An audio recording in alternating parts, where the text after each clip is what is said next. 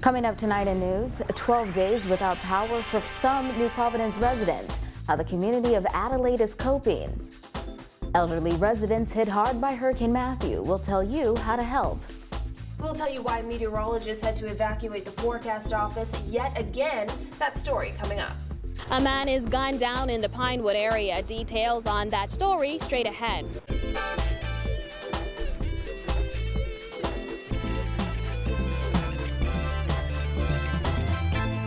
Welcome to our news. I'm Dana Smith. Thanks for joining us. Topping news tonight. It's been nearly 2 weeks since Hurricane Matthew barreled through the Bahamas, leaving thousands of Bahamians without electricity.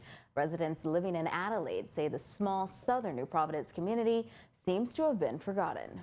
They ain't checking. Honestly, if you look, there's the odd pass. We still have poles down, poles still leaning. They brought the poles, but they never came back. So they forget about us. Yeah, man, that's what it's all about, baby. They've been forgotten a long time. Nobody really gives a damn. Broken utility poles and downed power lines litter the streets in Adelaide Village, where residents say they've been without power since Hurricane Matthew struck the capital 12 days ago. Although power continues to be restored in many areas across New Providence, over in Adelaide, residents there say they haven't seen much action. 14-year resident James Depute said he thought Adelaide would have been a first priority, given it's one of the oldest communities in New Providence and one of the hardest hit by Matthew. But obviously, he said, he was wrong. Everybody else seems to be turned on. I mean, there's lights down on Adelaide Road, but we're still off. And it doesn't look like, I see they've dropped some poles, but it doesn't look like anything else is going to happen anytime soon. Anita Wheeler, who's been living in Adelaide for 18 years, called on the government to do more. She praised the Democratic National Alliance for visiting Adelaide on more than one occasion to offer assistance. But she added, being without power for so long hasn't been easy. Horrible. Absolutely horrible. We've had very little help from anybody. And we're like an outside family that nobody really cares. We feel very alone. Bahamas Power and Light advised yesterday 80% of its residential customers on New Providence have power.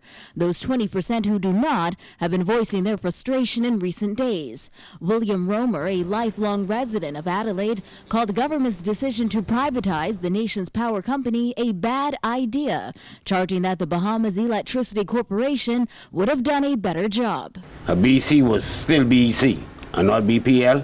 All the current would have been on. 100% guarantee of that. Another resident and father of 3 young girls, Balsaron Smith, said having to frequently purchase fuel for his generator is just an added cost to his family. They're supposed to make sure that my kids, we have to feed off this generator now, buying gas every day, which is a totally kill to me. You understand what I'm saying? Because at the end of the day, I still have to end up pinching a little piece of money, make sure they have some need and provide something for my wife and everybody. And Lauren Williams, who's been living in the area for 42 years, said the lack of power has proven difficult, especially for her diabetic mother, whose medication must be kept cold. Boy, that, well, but I keep it on ice. We must have ice. It's a must that we have ice. See, now we just get a generator, and we only really run it at night, so I don't really hook up the fridge. So I have to keep that cool because she has to have that twice a day. Well, Prime Minister Christie visited Adelaide later in the afternoon, where he announced plans to implement urban renewal in each constituency in New Providence to help with hurricane relief efforts and distribution. The idea is to be able to have a group of persons who constitute a multidisciplinary team that will go into these areas, be added to depending on the extent to which the work is necessary, and to be able to bring relief and to keep us informed as to what is happening, because the worst thing out there is people out there trying to battle on their own and not knowing who to turn to, and that sort of is almost cancerous. It's very toxic to have people who don't know how to access assistance, and so this team is there to really respond.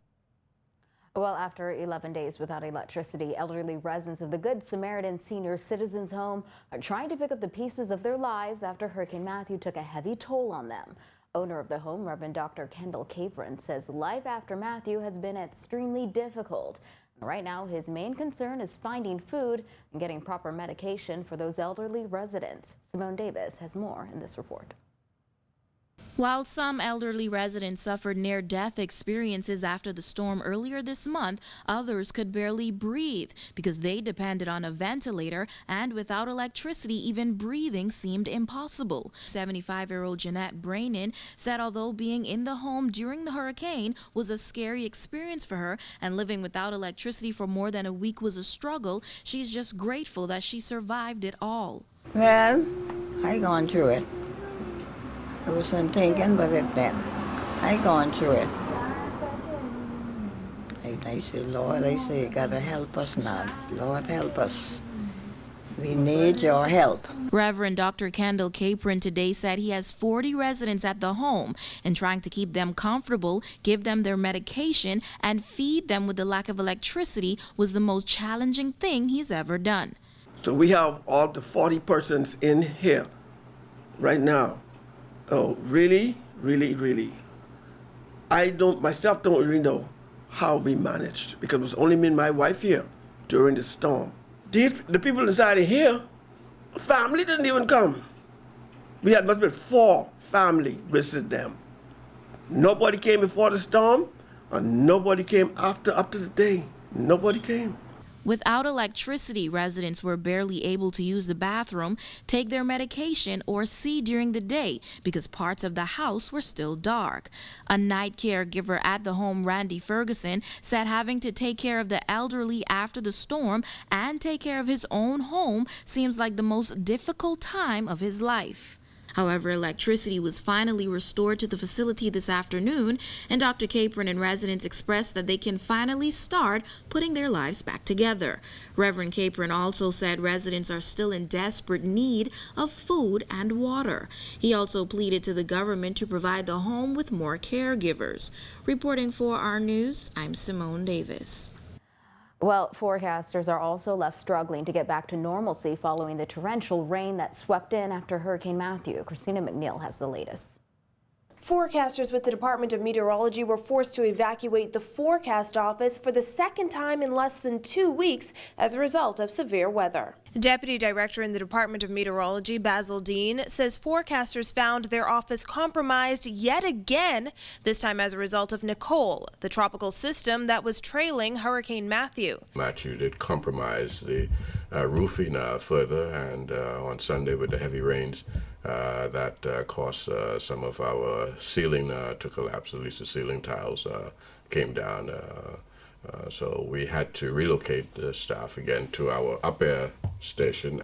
That system is expected to bring even more rain over the next few days and has also caught the eye of the National Hurricane Center in the U.S. The National Hurricane Center is also looking at that area near the Bahamas for the potential of some development over the next several days, or at least over the next 2 days, giving it about a 20% chance of development.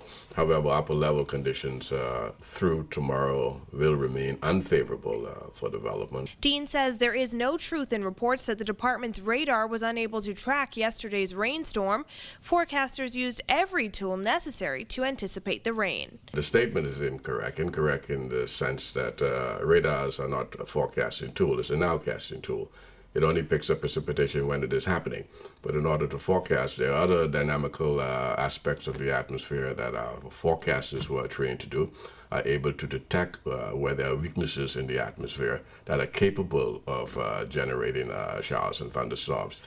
So as far as the tracking is concerned, our forecasters were on point. They issued a severe weather warning at 11:30 a.m. on Sunday without the radar operational, which means that they must have had some other tools to cost them to make that judgment. Dean says meteorologists typically turn to computer models to simulate the atmosphere and satellite imagery, which covers the entire globe, to forecast storm activity. Reporting for our news, I'm Christina McNeil. In other news, an early morning shooting has left a man dead and residents of the Walnut Street community shocked and terrified over the execution-style killing. Our Jasmine Brown was at the scene and has this report. Officer in charge of the Central Detective Unit, Chief Superintendent Ashton Greenslade, says when officers arrived just moments after that call came in, they discovered the victim just a few feet away from his car that was still running. Greenslade says initial investigations reveal that the victim, who was not identified by police, was ambushed by 3 gunmen. A white van was parked on the corner. Once the Skyline Park, occupants of the white van, 3 male occupants, all armed with firearm, approached the vehicle. The attempted to flee. He was shot multiple times by the occupants of this vehicle, where he collapsed to the side of the road. One of those residents who has been living in the Pinewood community for more than 40 years says she heard 12 rapid-fire shots and came out of her home to investigate, only to discover the bullet-riddled body of the victim just feet from her home. And then I saw some people running this way. I said, I'm not going outside because that's a gun, and if they see you, they will shoot you because they feel as if you see you have information. So I didn't come outside right away. I stayed inside.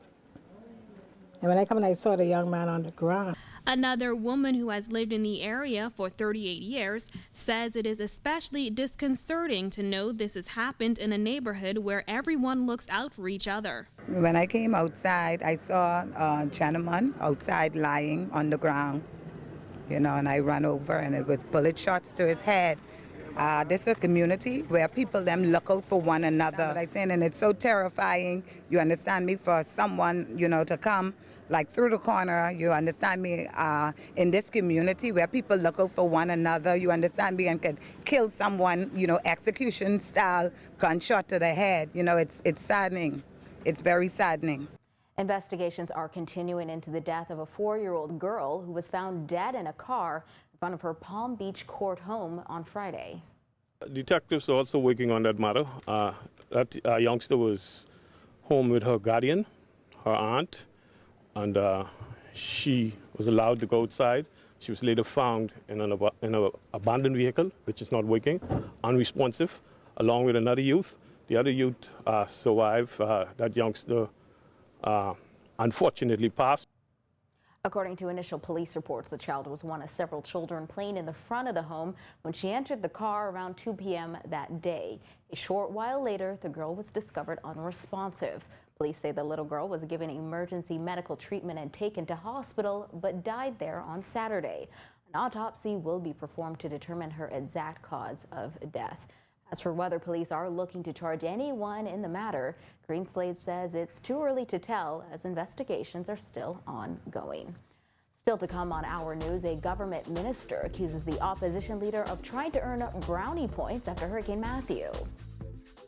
Theft at a junior high school discovered just 1 day before reopening. And if you're carrying this device, you may not be able to board aircraft in the Bahamas. That's coming up on Our News.